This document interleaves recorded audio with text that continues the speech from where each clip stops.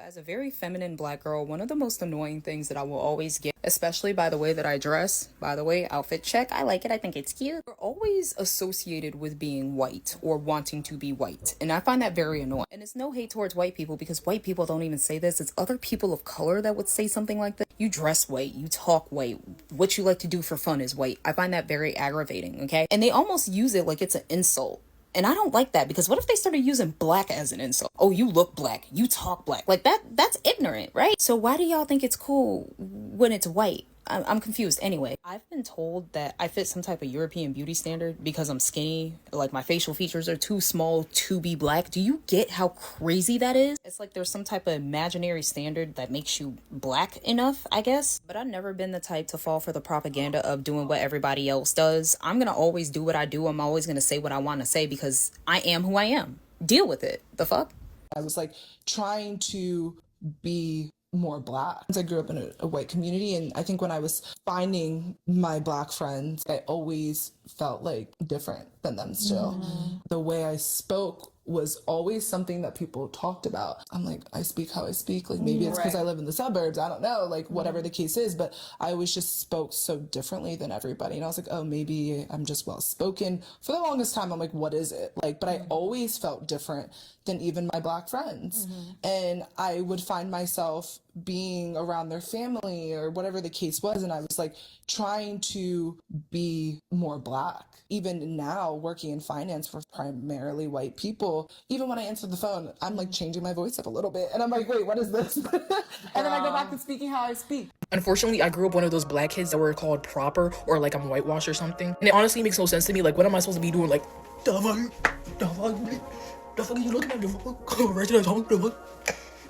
Like, that's how they expect me to be like. I'm rolling. I'm not comparing struggles. I didn't have a struggle, but I had both parents in my family, and they both had jobs for most of my life as growing up. That don't mean niggas got everything growing up. Bitch, I didn't grow up in no gated community. Why are black people obsessed with going struggle for struggle? That is the dumbest shit ever. We should want better for the kids. No game, I respect all struggles and all that, bro. Real shit. Because, bro, some niggas, that ass had to come from nothing. But we should not glorify struggling. Why do we do that? Bro, everyone want to be from somewhere, bro. Everyone wants to be from somewhere, bro. We all want a place to belong. Imagine growing up with no culture, gang. Nigga, I grew up with no culture. I grew up with no culture, bro. I didn't know where I was from. You want to be white. That's what the black kids always told me. You want to be white. I was never black enough. I was never black enough for the black kids. I wasn't hood enough. I didn't have the latest Jordans. I wasn't fighting. I couldn't joke on people well enough, whatever the case may be. Coming up, I was one of those kids that was very heavy into anime. I was very heavy into Japanese culture. I was actually self-taught myself Japanese by the time I was 13. And I also was really big into role-playing. I used to be on websites like AirG, role-playing as like Shishomaru, Kagome, Vampire Plus Rosero, all types of things, Vampire Knight. I was into all of those things. I love to read books. I love to laugh. I love to play pretend. I love to go outside and run around in the dirt. I wasn't trying to be on no extra type of timing. You get what I'm saying? I really loved K-pop. I grew up listening to J-pop and K-pop, SNSD, Shiny, 21, Big Bang, all of them. I wasn't listening to Future, Drake, none of that. I was listening to Paramore or Evanescence or things like that. Because I didn't have the latest Jordans, because I wasn't listening to Young Money, because I didn't want to fight, because I wasn't trying to pop no pills, because I wasn't being ghetto or whatever the case may be. Because I wasn't trying to pop no pills, it's crazy. Percocet, Miley Percocet. She wasn't black enough because she wasn't popping pills, listening to Future and them. Now I get it. These are the type of black people that other black people call weird. They gonna throw that out there quick, you weird. Or they gonna say you an Oreo or whatever, right? Because you gotta be at the table roasting people, freestyling, definitely not reading. That's just how it is in school. I don't know why it was always like that, but that's just something that has always been a thing. And me, I I mean, I listen to all types of music. I wouldn't want to be fighting everybody. Nah, I'm cool. I chill. If it's a problem, it's a problem. I'm not scared to fight nobody, but I'm not looking to start no issues. You know what I mean? I always fit in between. I could be cool with the white people and the black people, but nobody never told me you're not black enough. So I can't relate to that part, but I know how it is. I went to school. We all went to school. We seen it and we've heard it. I was always told that I wanted to be white.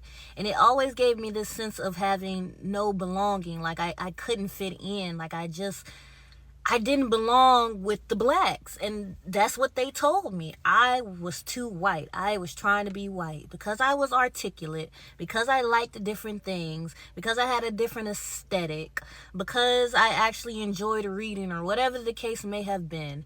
I was trying to be white. And even to this day, if I say that I recently told someone that I actually enjoy watching the Olympics, I like learning about it, and they clicked their teeth and said, that's some white people shit. Even to this day, like, why is it as a black person we only have like 3 aesthetics we can choose from, and if it's anything outside of that, then it's rejected, then we are made fun of, then we are casted out, then we're trying to be another race. It just, I don't know. When I was in middle school, I used to get bullied so bad because our people did not believe that I was black. And it was really an ongoing battle each day to go into that school and be like, y'all, I'm black. I'm one of y'all. Please accept me. And they just refused. They told me I was too white, child. And what's crazy is I'm Afro-Latina. So I was too black for the Latina side and I was too white for the black side. One day after school, I was really butthurt. These kids really had me messed up. I went home. I'm crying to my mom. Mom, they keep calling me white. They saying I can't sit with them because I'm white.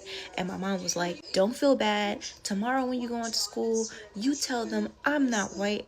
I'm cinnamon. So obviously I'm thinking this is the hardest bar I ever heard. Like, ooh, I'm really about to get them with this one. Like, I'm cinnamon. Ooh, I know as soon as I get to lunch, they gonna try to attack me and I got something for them. And of course they did. You can't sit with us because you white. Why you talk like that? Because you white. Blah, blah, blah, blah, blah, blah. And then obviously I said what my mother told me I was going to say because I thought it was a bar. And I was like, I'm not white. I'm cinnamon. And the laughter that erupted in that lunchroom still scars me to this day. So I don't really know what the lesson was from this. A little trauma dump. Thanks for coming to my story time. I'm black and I'm scared to admit that hood people don't mess with me. And then white people often say that I'm not black enough. So growing up, I always felt like I wasn't black enough for the kids that looked like me. And then white kids felt that they could test me because I wasn't as hood or as ethnic as the TV shows and the media that we grew up watching. For the white people to tell him he ain't black enough? Oh, man. No way the white people told him that. Yeah, you ain't black enough, bro. Basically, they weren't scared of him. Which, you don't want, everybody ain't got to be scared of you. You want them to respect you. But they didn't have respect for him because he wasn't rough around the edges, you know? They didn't see him as somebody they should be worried about. They just like, that's all, whatever his name is.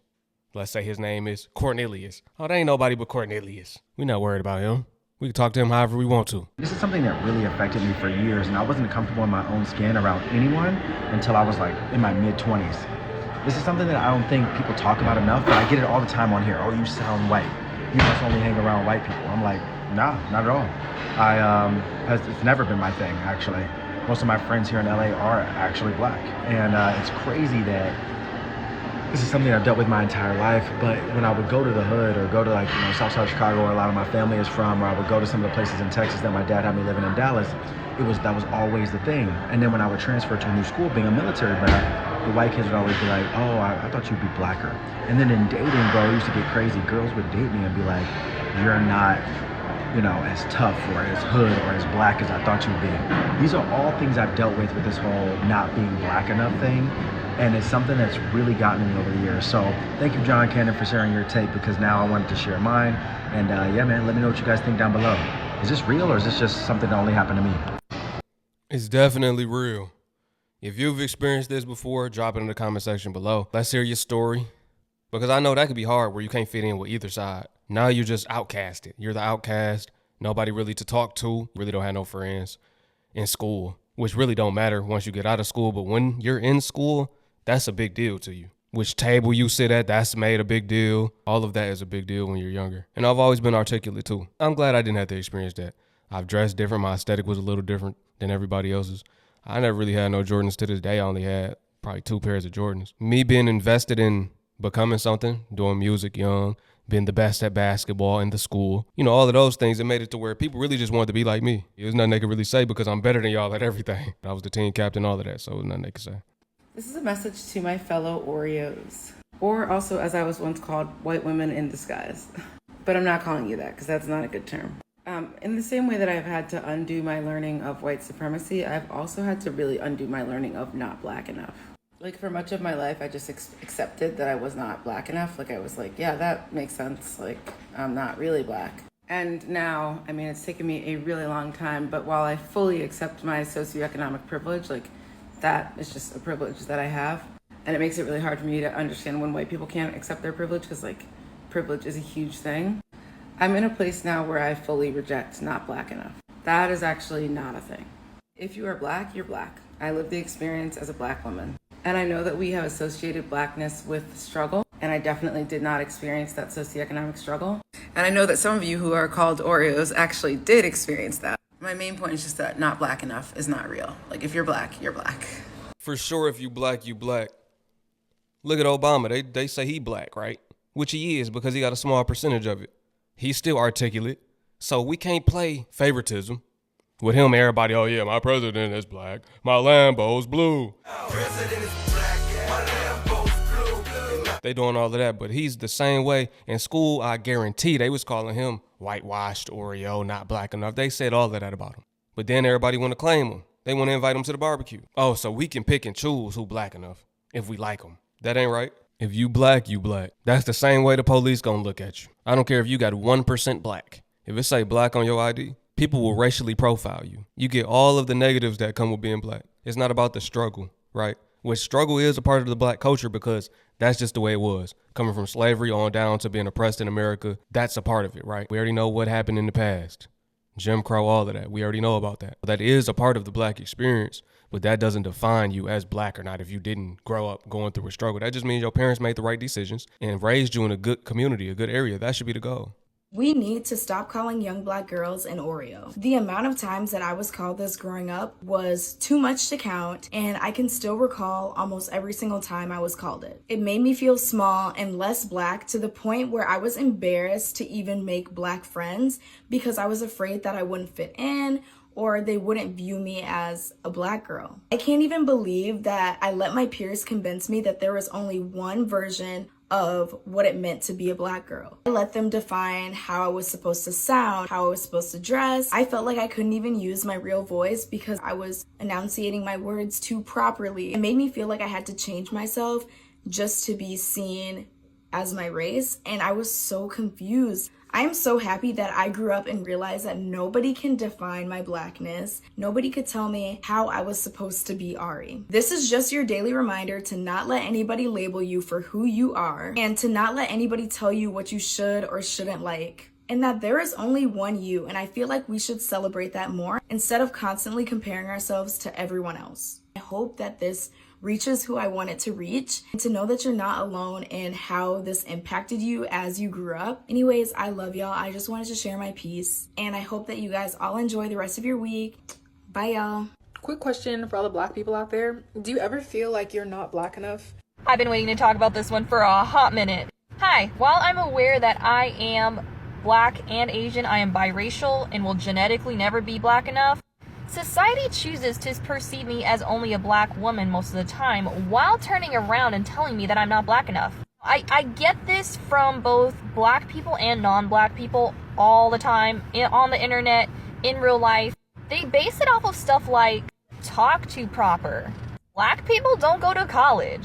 I guess some people have never heard of black excellence or something. Or they'll say some really dumb crap like, you embracing your mother's Asian culture is you being ashamed of your blackness.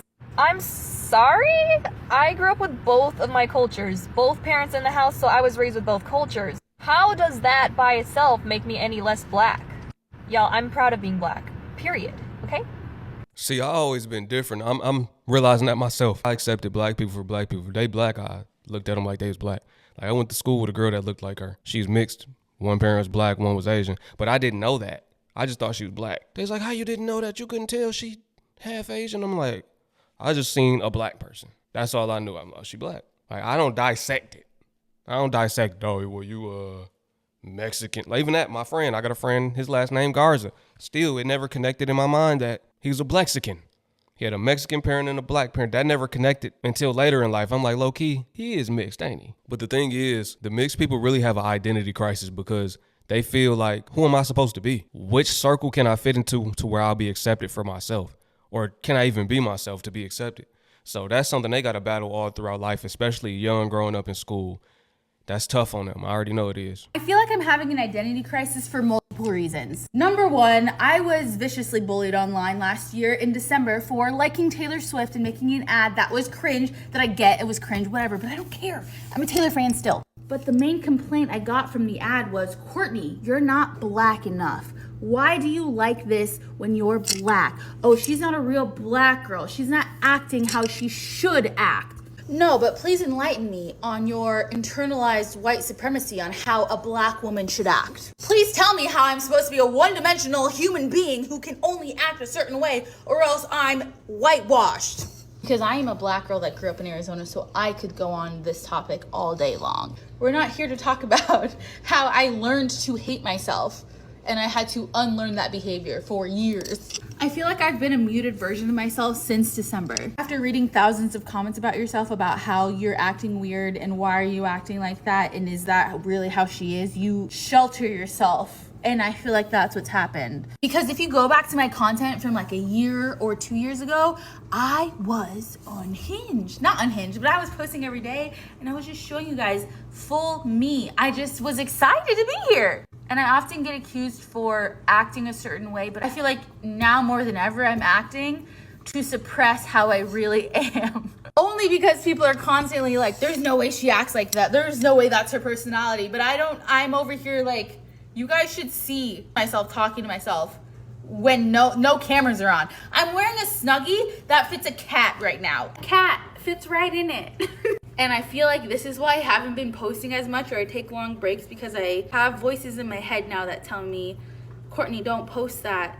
You're being too much. And it's not that I think about this every day, but I just have realized like, wow, I'm not making content like I used to. I used to post every day. So I feel like, see, black people got too many standards. You have to be like this.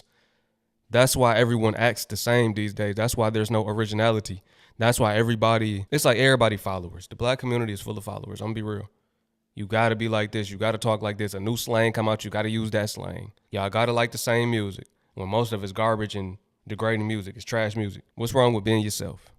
We were all created different. We don't have to fit into a box. We gotta think outside the box. We should wanna be different. this is kind of like an accountability post because I want to get back to that, and I'm moving into my new apartment in less than a month, and I just feel like this is a good time to have like a fresh start and not care what people think, because we can't care what people think, you know?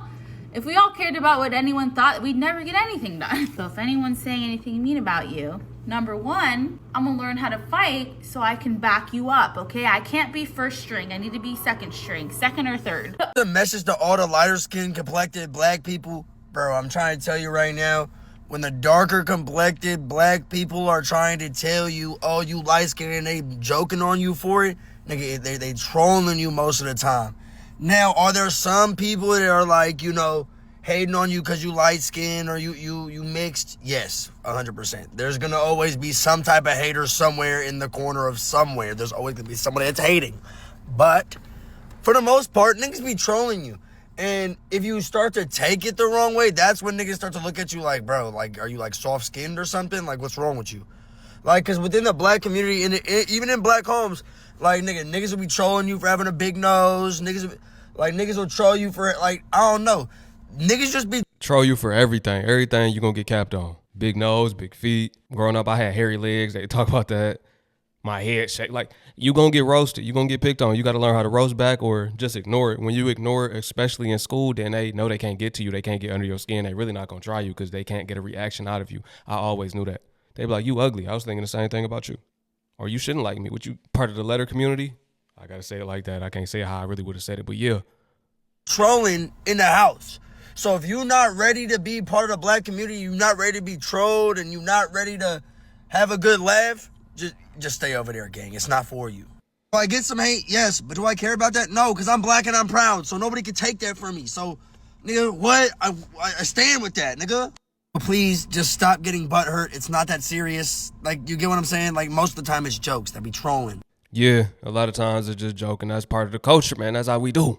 Every hood they roasting. You watch Wild 'N Out growing up, roasting each other. Even if you watched any comedy movie, all of the classic movies, it had a lot of roasting in it, a lot of jokes. But yes, sir, let me know what y'all think about this video. This is a topic I talk about in my personal life with people, so I thought I'd bring it to the channel. I appreciate y'all for tuning in. Once again, it's your brother YT. I'll catch y'all on the next one. Peace to my Hebrew fam. Shalom. All right, I'm out.